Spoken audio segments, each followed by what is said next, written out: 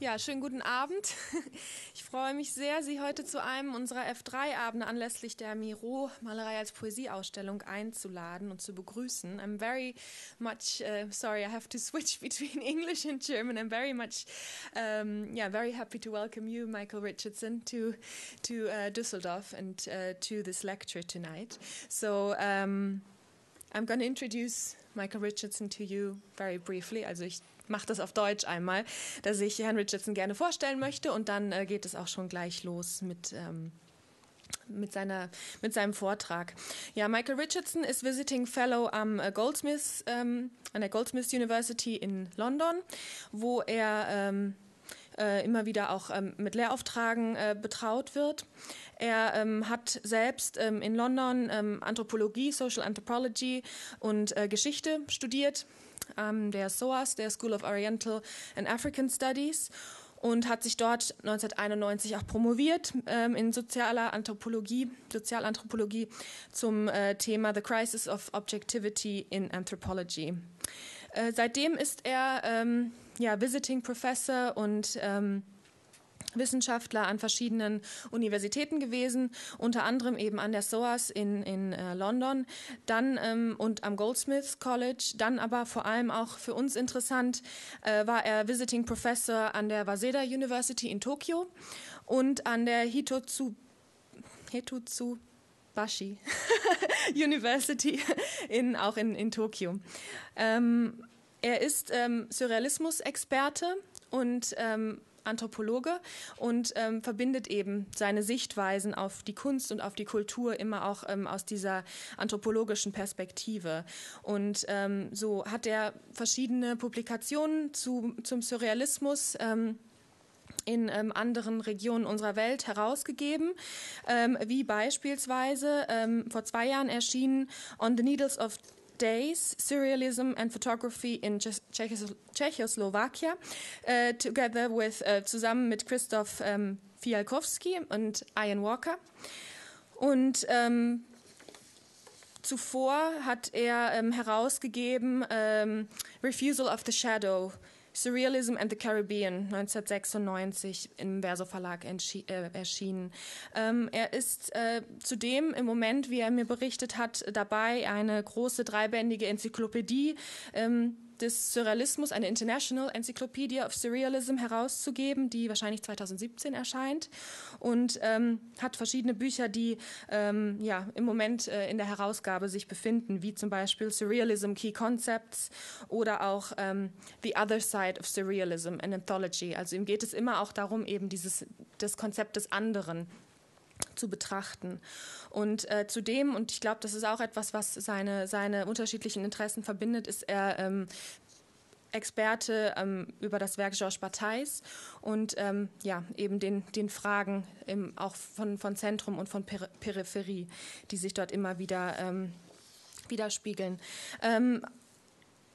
Neben seiner wissenschaftlichen Tätigkeit in Japan hat er Aufsätze auch zu dem Thema hervorgebracht, wie beispielsweise Charting an Amorphous Past, Surrealism in Japan in der Zeitschrift Art History letztes Jahr erschienen, oder auch Drifting Objects of Dreams, the Collection of Shuzo Takiguchi, über den wir, glaube ich, heute auch noch einiges erfahren werden in den Papers of Surrealism in 2005.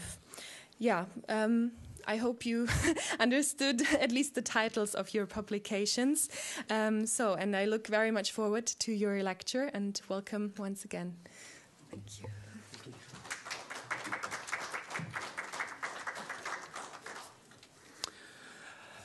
Okay, so I'm, as you heard, I'm not an art historian. My interest is in surrealism from an anthropological and cultural background, and I'm not an expert. I wouldn't consider myself an expert either in Miró or in Japan, and my interest really is in how cultures communicate across cultures, and what is the sort of the residues that flow across cultures.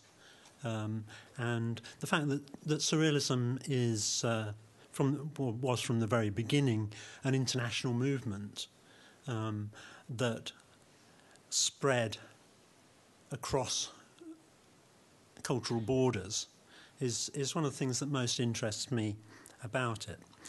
So in this talk, I'll start by detailing the relationship between Miró and Japan, and then go on to look at some of the characteristics of how Surrealism developed in Japan itself.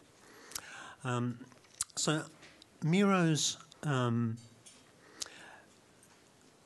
relationship with Japan really starts in the 1930s, and it comes from the interest of the most important Japanese surrealist, Shuzo Takiguchi Shuzo, who took a particular interest in Miró from quite early, and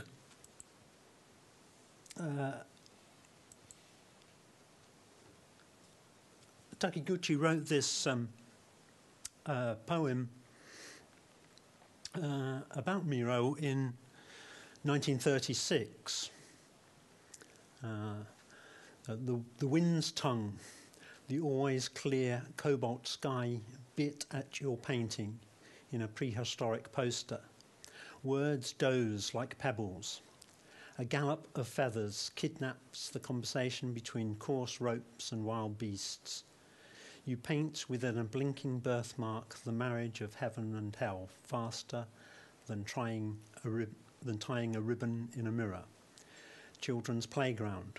From some rolling balls, our transparent ball flies off. I call it Miró. In the following year, there was the big international surrealist exhibition in Japan, which passed from Tokyo to Kyoto to Osaka. That was really the second major international surrealist exhibition after the one in 1936 in London. So from the very start there was interest in surrealism in Japan. And at this exhibition, Takiguchi was able to see Miró's works, and he started work on a monograph which he published in 1940 on Miró, which was the very first book in any language that was published on Miró.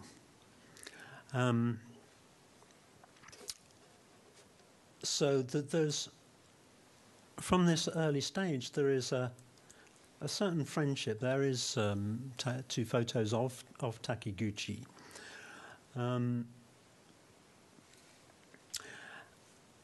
And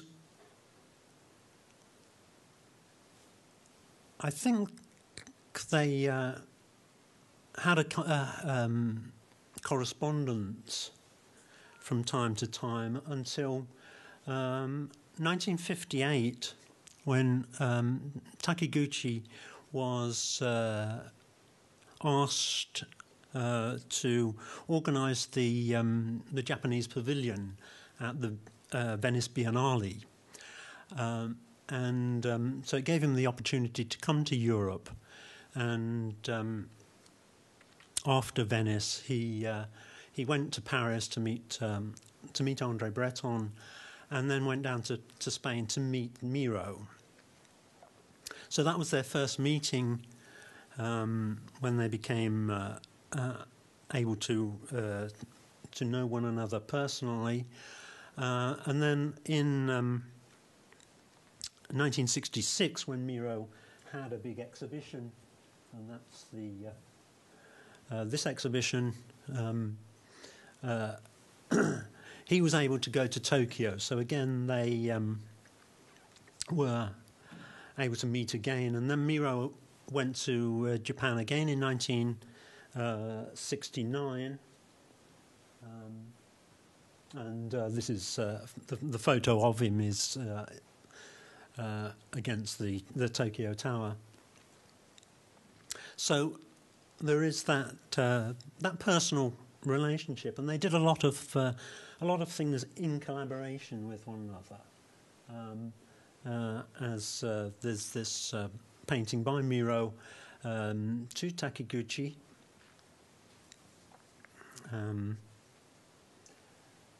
And he, Miró,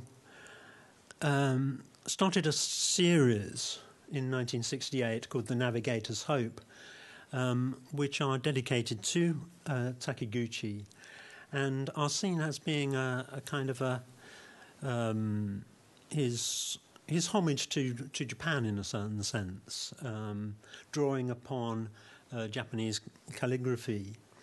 He did 8 of these paintings between 1968 and 1973, and I've got 4 of them here, so variations on the same theme.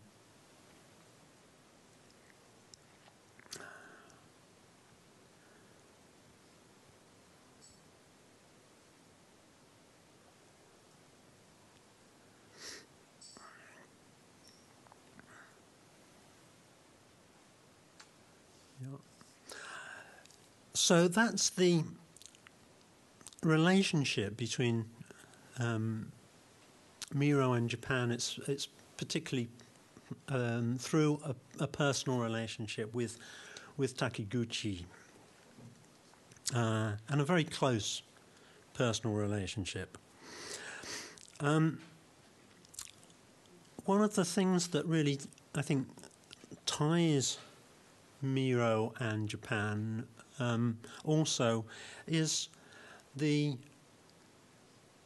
actually the theme of this exhibition is that for Miró, painting was a sort of poetry, and this is one of the characteristics of surrealism as it developed in Japan, was that it was very much a poetics, as we'll see in a moment, that there was this very, very tight connection between poetry and painting, in a way that I think is quite different from elsewhere. One of the characteristics of surrealism is to see everything as poetry. That poetry was the essence of surrealism, in a sense. Poetry in a very broad sense. Poetry as a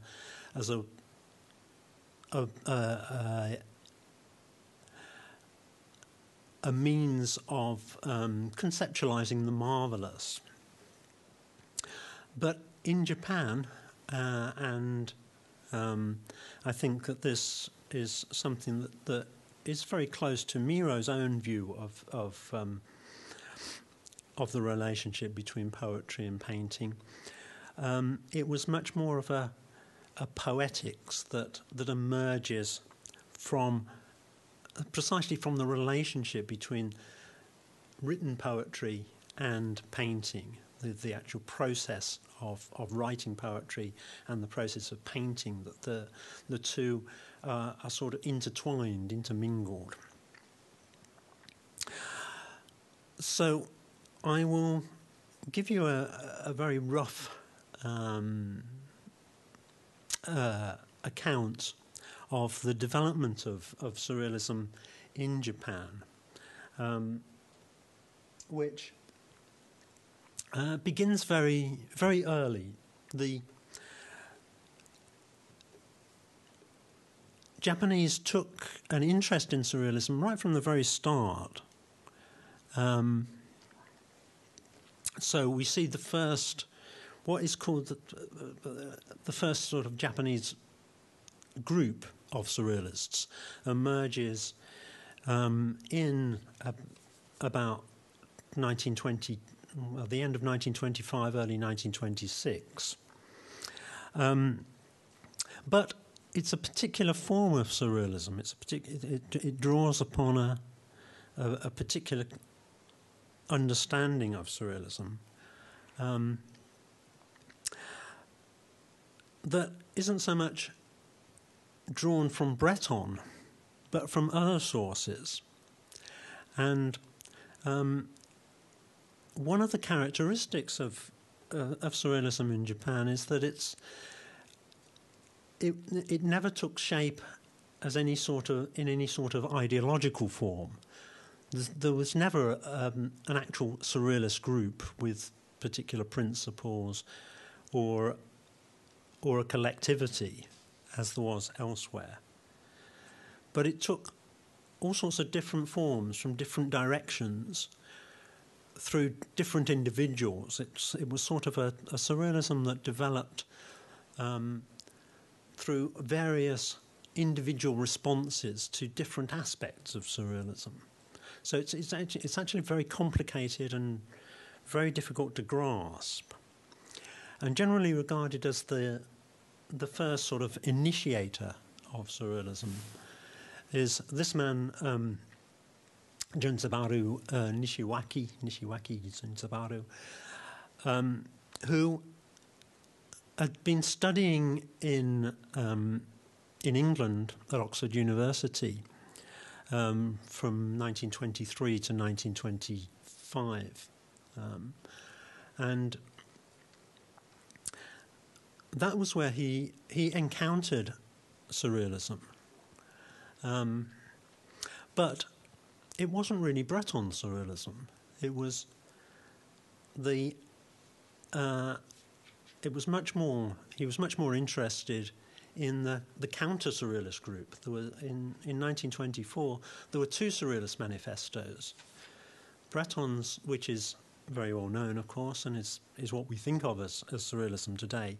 But there was a counter group organised by a man called Ivan Gol, who issued his own manifesto of surrealism, and they published a journal called Surrealisme in 1924.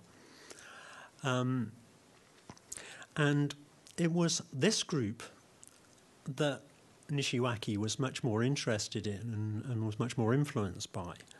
And in relation to also to English literature, he was studying actually medieval English literature at Oxford. So this is one strain: is that it's surrealism, but it's a particular form of surrealism, not really Breton surrealism. It's a surrealism that really is comes from Apollinaire. Apollinaire was the sort of the foundation of Gol's view of surrealism. So it's not as a kind of an ideological movement, but more already as a sort of a poetics, drawing also upon German expressionism. Gol himself was Alsatian, so he had both a German and a French background, and had gone through Dadaism as well. So this is one of the complicating factors of Japanese surrealism, is that first, it starts from a different perspective from Breton. It's not taking its first inspiration from Breton through Nishiwaki. And so when Nishiwaki went back to Japan, he was employed by Tokyo University, Keio University, and he established this surrealist study group with his students. And Shuzo Takiguchi, was one of his students. At the same time, there was this other poet Katsue Kitasono was also becoming interested in surrealism. Kitasono, there had already been a Dadaist group in Japan, and Kitasono was a member of the sort of the Dadaists, the Japanese Dadaists. But again, Japanese Dadaism was very different from European Dadaism. It wasn't founded in the reaction to the war. It wasn't this nihilist movement. It was rather the opposite. It was seeing Dadaism as a positive movement, which was related to Zen Buddhism and the idea of the search for nothingness.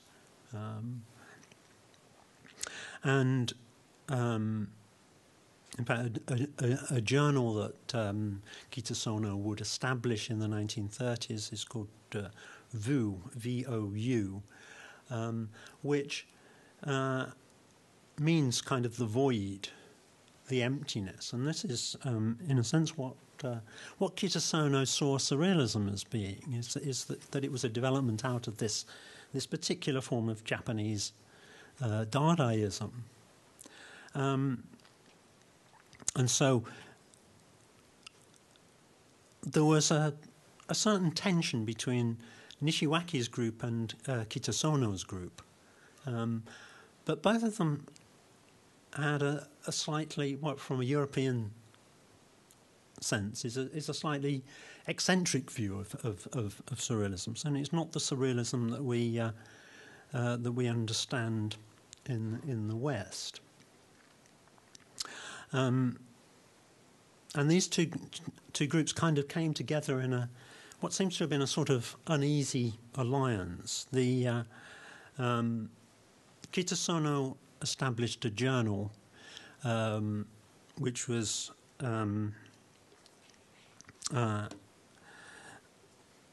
which published 4 issues, and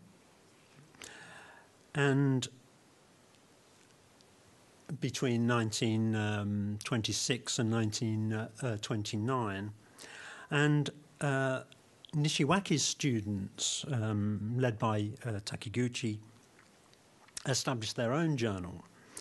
So there were the 2 rival journals, almost entirely poets. In fact, I think they were all poets. There weren't any painters involved in these 2 movements. Takiguchi was at this time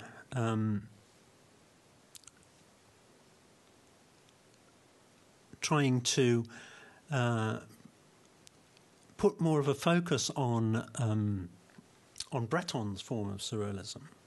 So it's a lot of critics say that that Takiguchi is really the only authentic surrealist in Japan. But that then begs the question of what is an authentic surrealist? Well, there's a photo of Takiguchi at the time of his 1958 stay in Europe when he met Breton.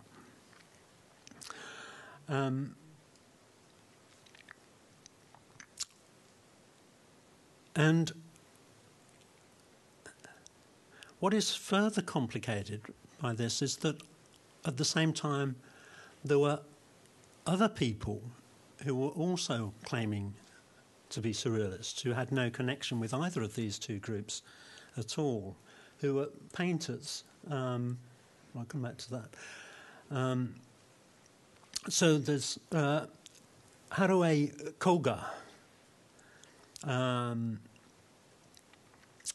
who was already an established painter, who'd gone through sort of expressionist and futurist phases, and discovered surrealism in 1926, and wrote his own statement, his personal surrealism. Very interesting document. he came from a Buddhist family. His parents were Buddhist priests, and he'd been ordained as a Buddhist priest as well.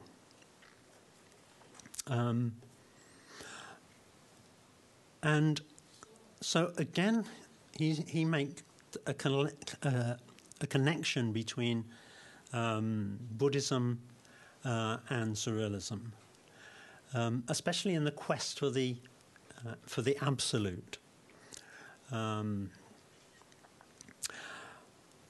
So again, but in a very different way from Kitasono. His understanding of this is not. I think it's not so much with Zen Buddhism, but more general forms of Buddhism, and so again, you've got this different perspective. And another painter, Kotaro Migishi, was also establishing his own surrealist perspective, again, completely independently at the same time. I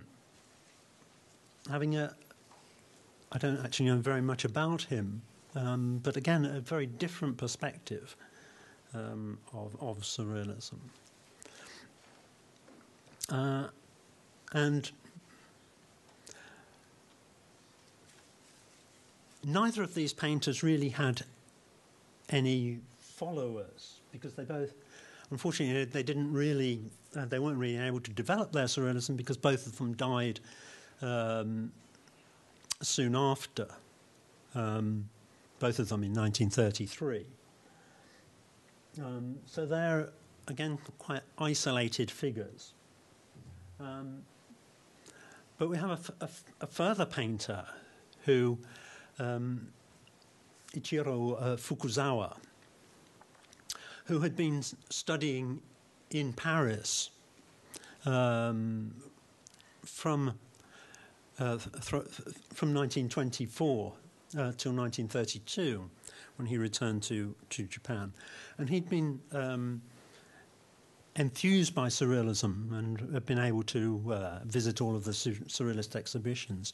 He didn't actually, it seems, make any contact with the French surrealists. But he regarded himself as a surrealist, but in a way that was very much based in French surrealism. And Fukuzawa again has a very complicated relation with surrealism, because he rejects the other forms of Japanese, the other Japanese who he doesn't regard as having understood surrealism properly. So he kind of denied being a surrealist on the one hand, but on the other hand, he also set himself up as a surrealist. So we've got all of these kind of ambivalences. Here are some examples of Fukuzawa's work.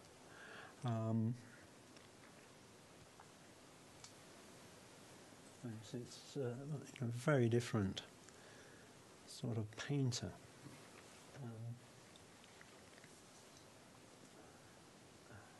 And I've just put these in to make the connection with Spain, because Fukuzawa was very much interested in Spain and in bullfighting. So there are a lot of his works about bulls and these images of bullfights, which he made a whole series.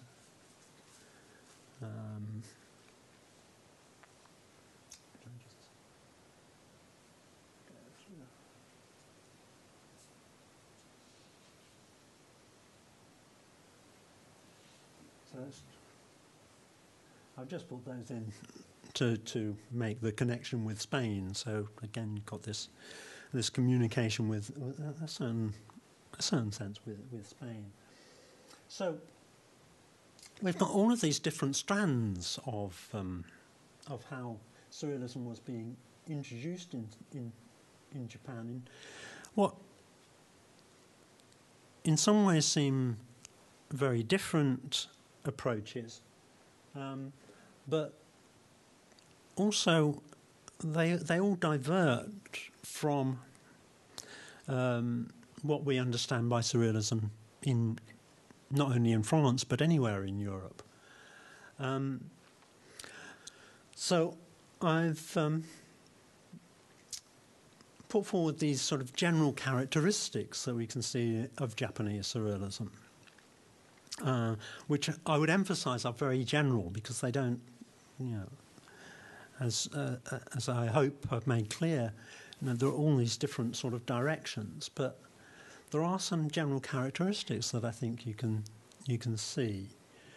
And the first thing, there seems to have been no interest in any sort of a collective. There's a lot of collaboration. These Japanese artists, they collaborated with one another, but there doesn't seem to have ever been any real effort to have a collaborative project in the way that European it characterises European surrealism generally. It's one of the sort of founding principles of surrealism in Europe is that thought is collective, and that's a fundamental. Whereas in Japan, there doesn't seem to have ever been any interest in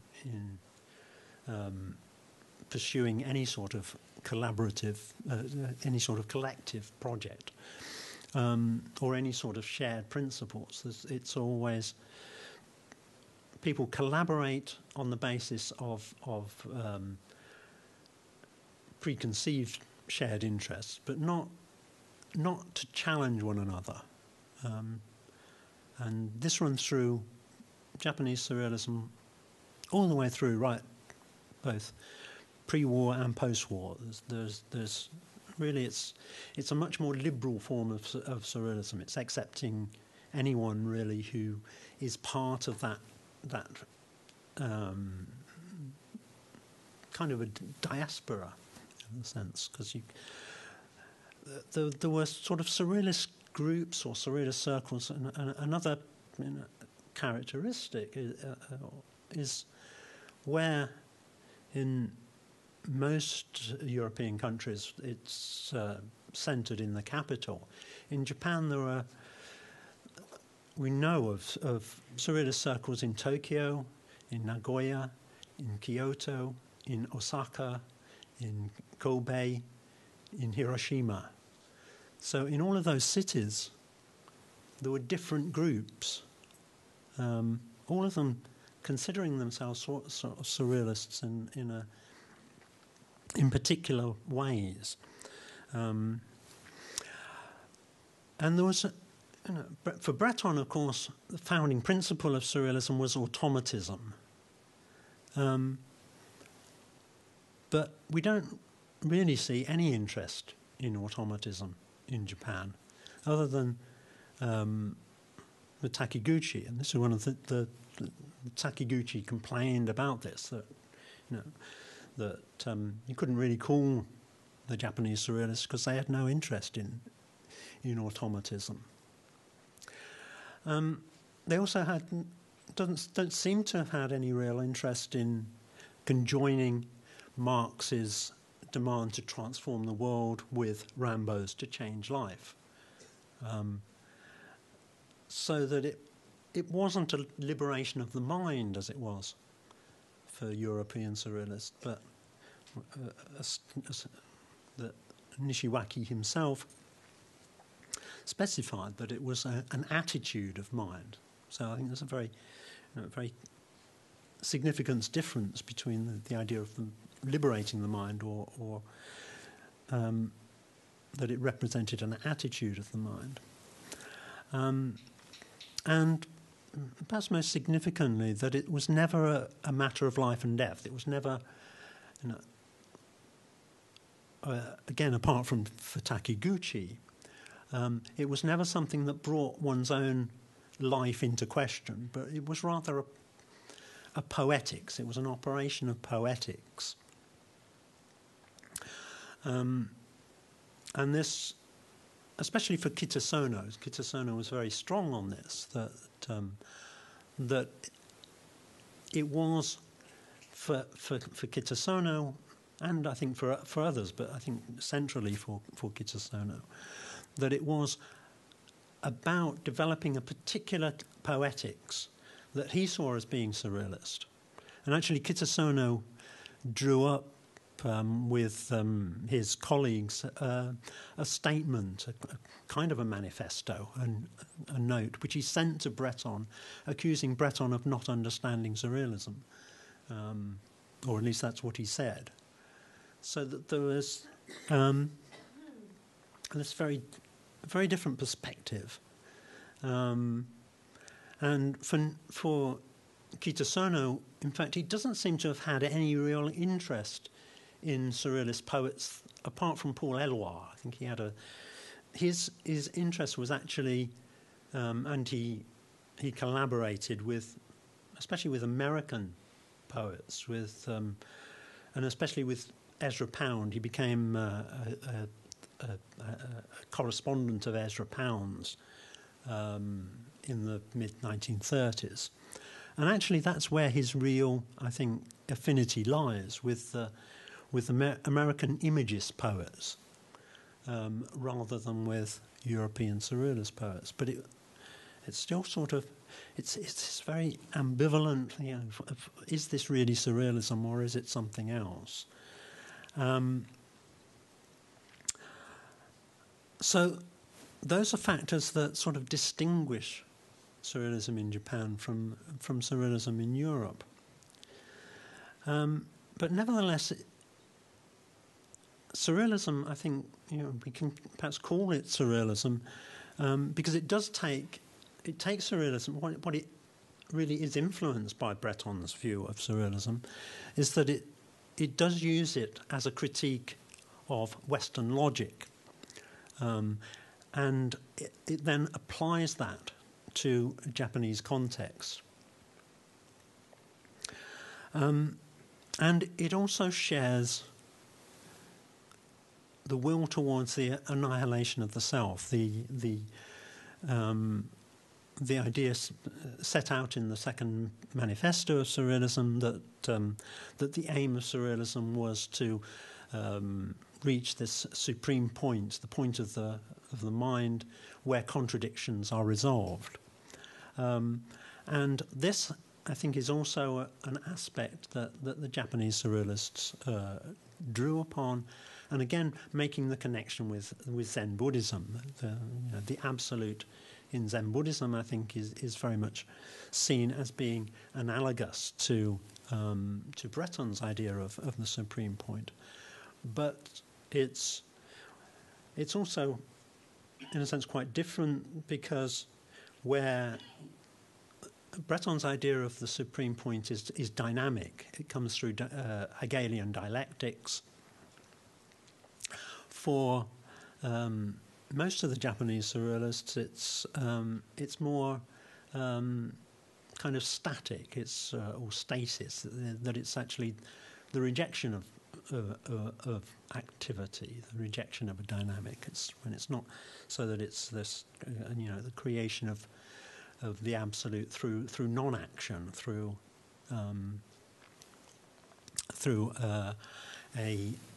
a withdrawal rather than through a confrontation.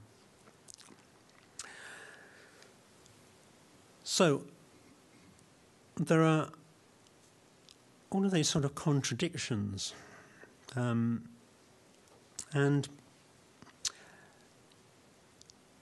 it's also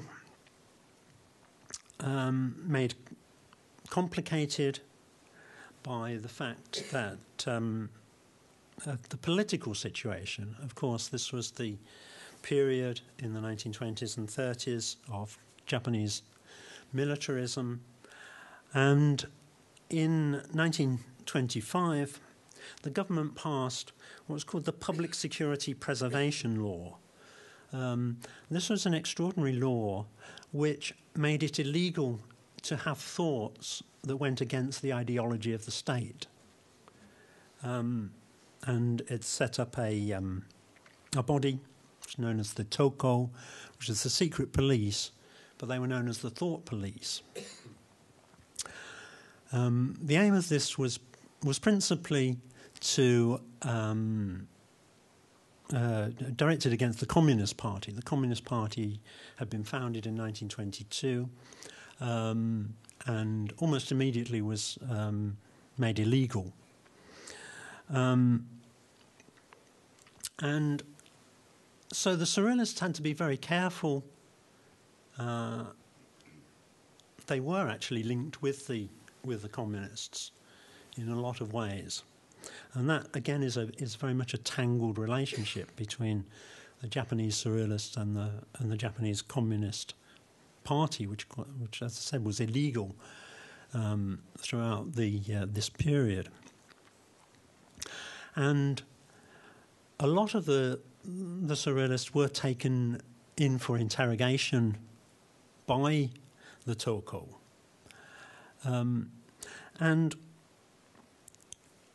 And then famously in 1940, Takiguchi and Fukuzawa were both arrested and detained for 9 months,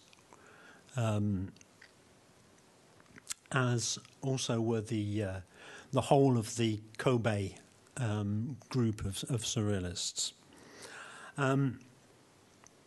And one of the interesting things about this is that it seems that that Surrealism wasn't regarded like it was under Nazism as decadent or as being immoral in any way. The Japanese secret police seem to have regarded Surrealism as being a threat precisely because of its use of language. So that there are accounts by the Japanese Surrealists who were taken in for interrogation that they found that their interrogators had read their poems very carefully, and they wanted to know what did this line mean, and was it a subversive thought?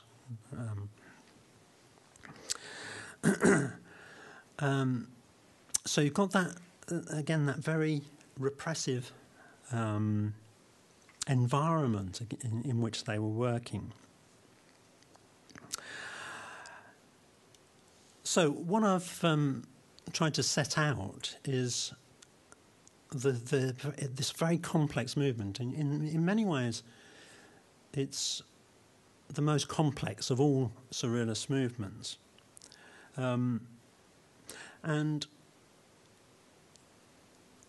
it's very, very ambivalently treated. It's sort of criticised. It's criticised from both directions, in contradictory ways. It's criticised. The Japanese Surrealists were criticised within Japan for being just an imitation of European forms.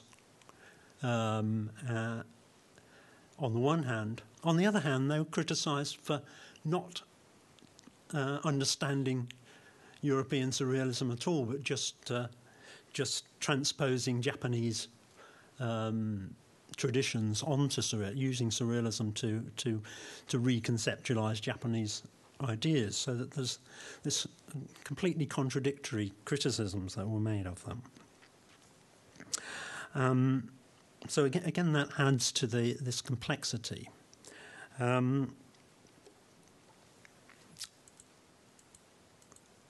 will just go through some of the other artists. And this work by a photographer and poet, one of those actually who was taken in for interrogation, Kansuke Yamamoto, in Nagoya. And this is the most explicit statement that I sort of political statement that I've come across,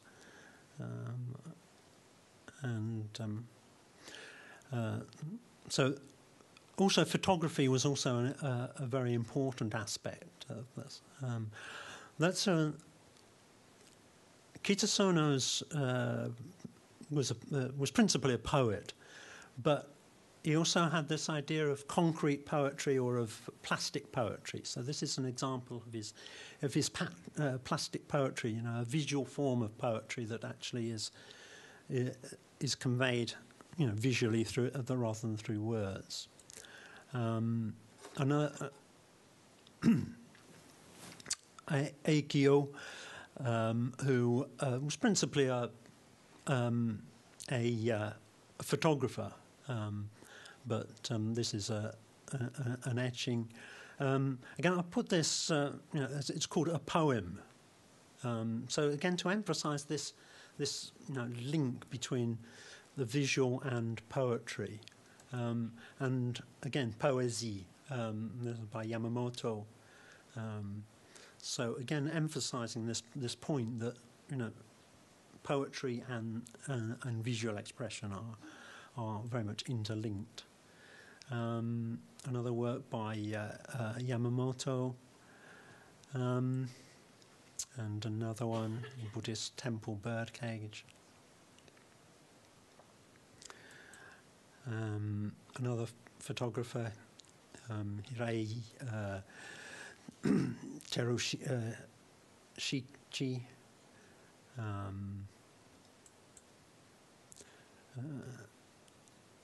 Another photographer, a very important photographer who's I think not really regarded as a surrealist, but is also sort of part of the same strand of thinking, and I think just from a visual perspective, his work is actually very surrealist. Another of his works, a very interesting painter who was explicitly a surrealist. Again, another one who was drawing upon Buddhism, Noburo Kitawaki, and Japanese traditions, using surrealism to explore his own sort of cultural background.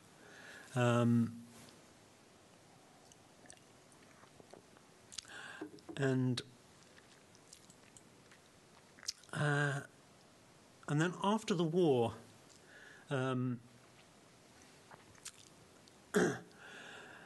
Taro Okamoto becomes a key figure, along with Takiguchi and Okamoto become sort of the focus of interest in surrealism. Again, Okamoto has a sort of quite ambivalent relation with surrealism. He came from a very famous family. His parents were both important. Well, his father was a cartoonist, and his mother a novelist and poet. And he had been studying in Paris during the 1930s, and had been he'd studied anthropology under Marcel Mauss, and had become close friends with Georges Bataille, and participated in the College of Sociology and Bataille's secret society, Acéphale. And this work seems to refer back to Acéphale, which Bataille organised rituals in the forest. And this seems to be a reference to Okamoto's participation in Acéphale. He had also participated in the 1938 Surrealist exhibition in Paris, and was also friends with Breton. He returned to Japan in 1940 at the outbreak of the war. We don't really know very much about his pre-war work, because nearly all of it was destroyed in the firebombing of Tokyo during the war. So he becomes a sort of a painter who becomes sort of ready-formed after the war. A painter he was quite a celebrity in Japan of extraordinary energy. Inspired by the atomic bomb, which he saw not just as a tragedy for human beings, but also as an extraordinary moment of the outburst of energy, and what did it represent? Seems to relate also to his own personality. And particularly this work, which was commissioned by the Mexican government, or no, I don't think it was by a Mexican collector for the Mexican Olympics in 1968 to commemorate the attacks on Hiroshima and Nagasaki. This work was actually believed lost for a long time, and it was only rediscovered in the mid-1990s, I believe, or maybe even later, and reassembled. It was found in boxes in Mexico City, and then and you can now see it in Tokyo. It's actually in one of the main railway stations in Tokyo, the Shibuya railway station.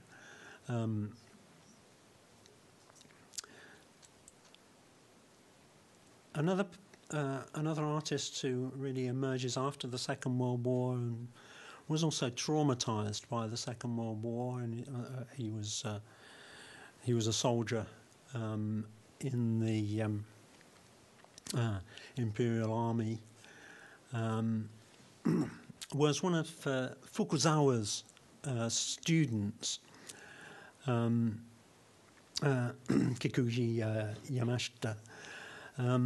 This was actually commissioned by the Japanese Communist Party to commemorate the death or the murder of a trade unionist in this village.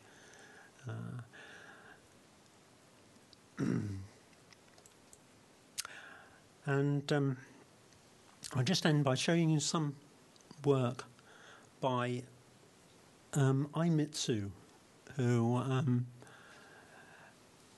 I think is an extraordinary painter, one of my favourite painters, who we don't really know very much about his relationship with Surrealism. Again, our knowledge of him is very restricted because he came from Hiroshima, and most of his archive and a lot of his work was destroyed by the atomic bomb. This work, Landscape with an Eye, is kind of his iconic work, which is generally regarded as showing his affinity with Surrealism. Personally, I don't find it as interesting as some of his other work. I like these works which seem to go against what I said earlier about the fact that there was no interest in automatism in Japan, because it seems to me that Aimitsu developed his own form of automatism. He had studied traditional Japanese art first, and then he spent time in China in the early 1930s studying Chinese art. And I think that what is extraordinary about his work is that he managed to bring together the three traditions: traditional Japanese art, traditional Chinese art, and European modernism, through surrealism, and if, a lot of his work is it's quite meticulously constructed through constant reworkings in a way that is quite close to the approach of Max Ernst, you know, the rubbings and so on, and that you know, is working on material in a very automatic way. That you're you know, approaching the material and getting the material to tell you something rather than imposing on the material. And that's why I think that Aimitsu is really the certainly the most original of Japanese artists linked with surrealism.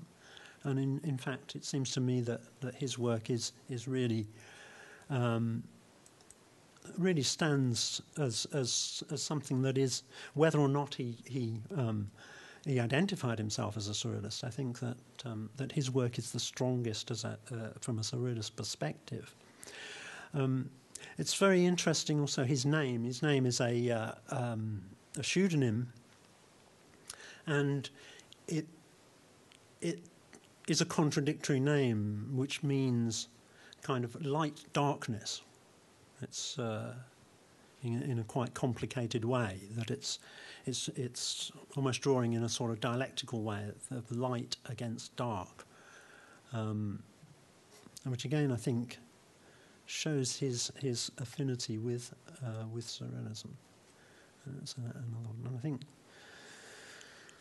And I think particularly with the work of Georges Bataille, I think that this is sort of this sense of life being present within death, I think, is what I take as one of the central themes of Aimitsu's work.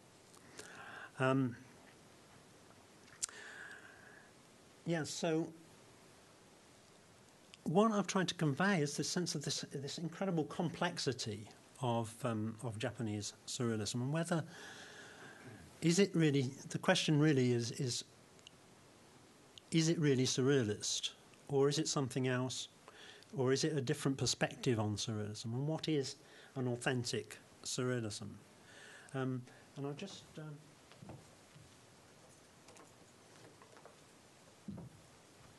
to conclude, I'll read a passage from I think the best book in English on Japanese surrealism by Miriam Sass. It's called Fault Lines: Cultural Memory in Japanese Surrealism. And I think this passage really conveys some of these ambivalences and some of the complexity. She says, surrealist practice in Japan can be seen to reframe the narrative of Japanese modernization as an imposition of values from a hegemonic West.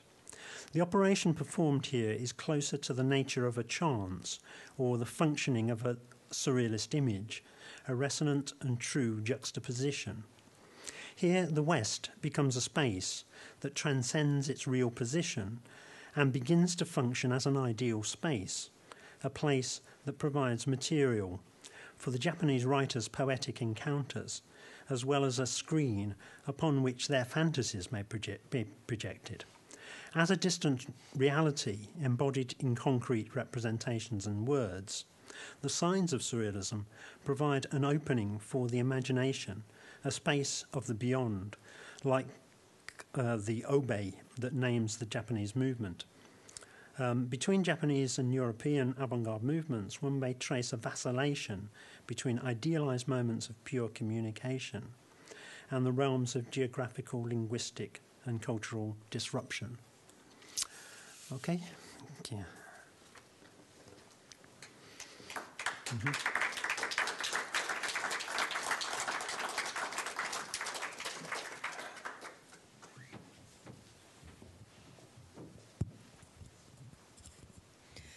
Thank you so much for this very interesting, and I think with a lot of new information and a lot of new artists that we all learned about.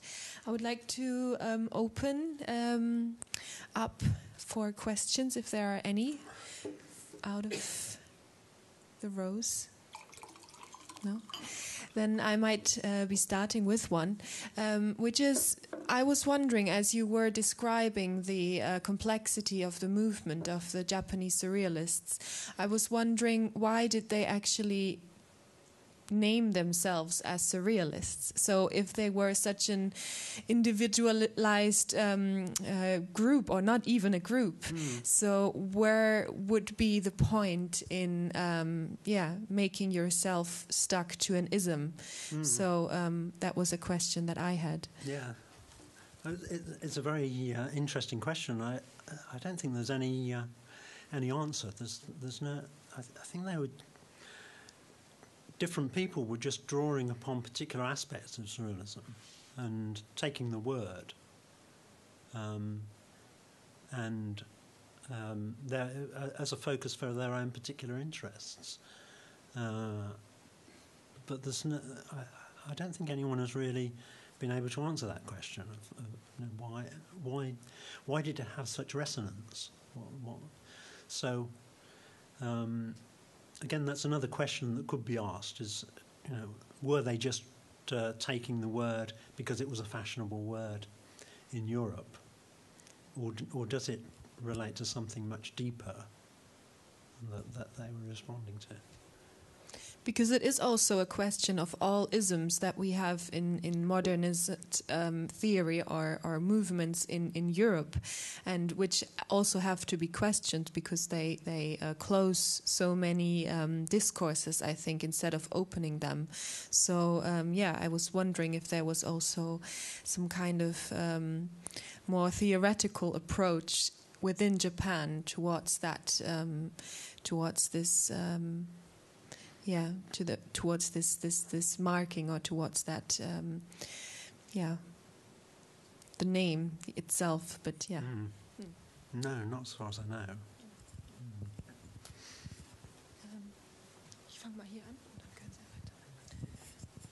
Hello, I have two questions. The one is more linked to Japanese surrealism. The other one is more going in the Miró direction. I start with the one that goes in the surrealist field.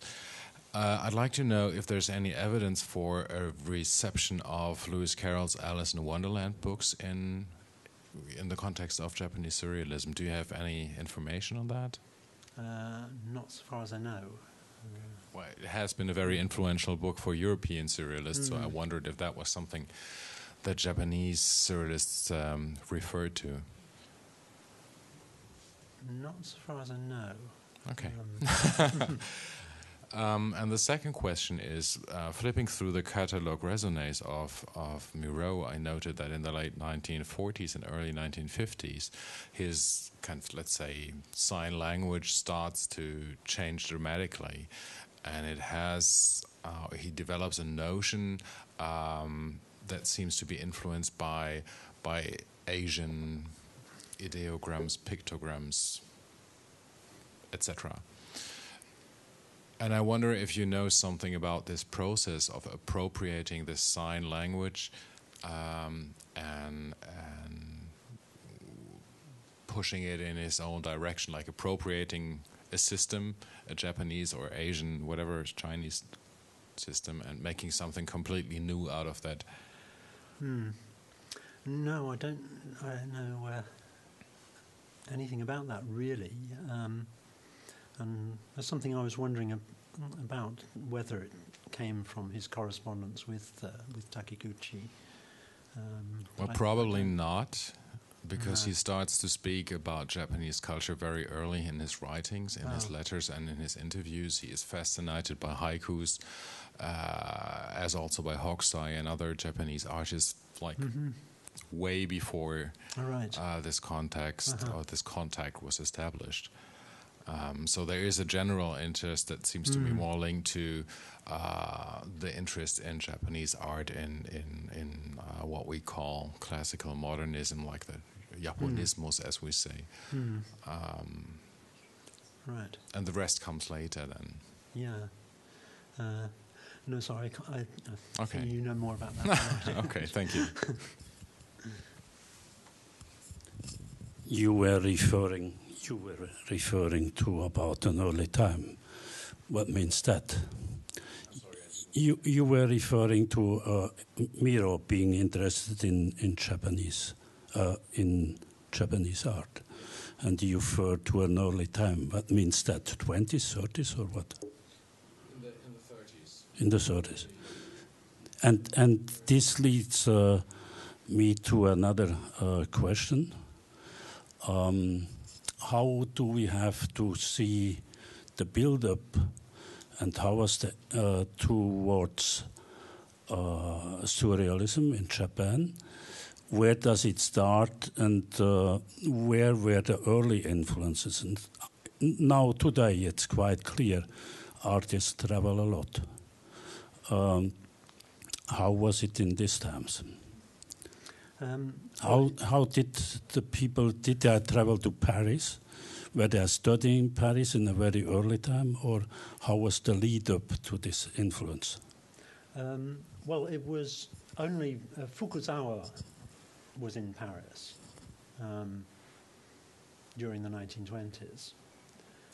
He was, and then Nishiwaki was in England, not in France. So Nishiwaki became aware of surrealism from England. From the influence was coming from England. But as I said, it was much more. It seems to have been much more from Ivan Goll's manifesto rather than from Breton's manifesto for Nishiwaki. For Fukuzawa, it was from the fact that he was living in Paris throughout the later part of the 1920s, and was visiting the Surrealist exhibitions and buying the Surrealist publications. But for those Surrealists in Japan, it doesn't seem to have come from a particular interest in French culture. It just seems to have been something that they picked up in the air. It seems as though it was something that was sort of circulating in Japan in that time. And I think that there was an enormous sense that, I mean, of course, it's also the period of Japanese modernization and interest in the West, so that they were picking up Western ideas very quickly. They were being transmitted very quickly to Japan. So, you know, there was a Dadaist movement in Japan starting from 1919. But again, as I said, it wasn't founded in that sense of absolute revolt against conventions. It was seen as being linked with Japanese tradition, with Zen Buddhism, and you know the seeking a sense of nothingness. And the word, I think it was the wordplay of Dadaists that inspired Kitasono, for instance. So there are kind of these myriad influences, and I think it was something that was just in the air, that people were picking out different aspects that interested them. Were there also interests in Futurism, for example? Yes, Futurism and in German Expressionism as well. Mm-hmm. There was a funny, some kind of a collage with this kind of a gun in a library, which very much reminded me of when you are visiting D'Annunzio's place, the whole setup. Do you have any idea how this may relate or not?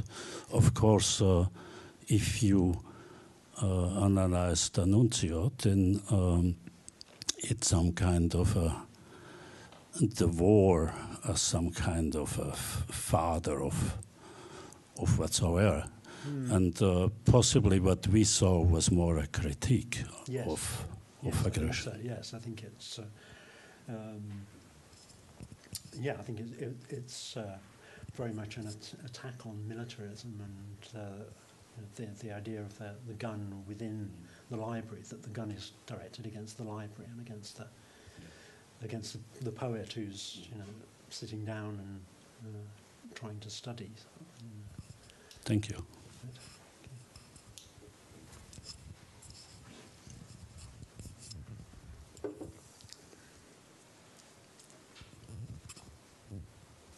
If there are no other questions, then thank you again so much for this really enlightening talk. And we'll be leading our way upstairs for individual talks maybe. Thank you so much.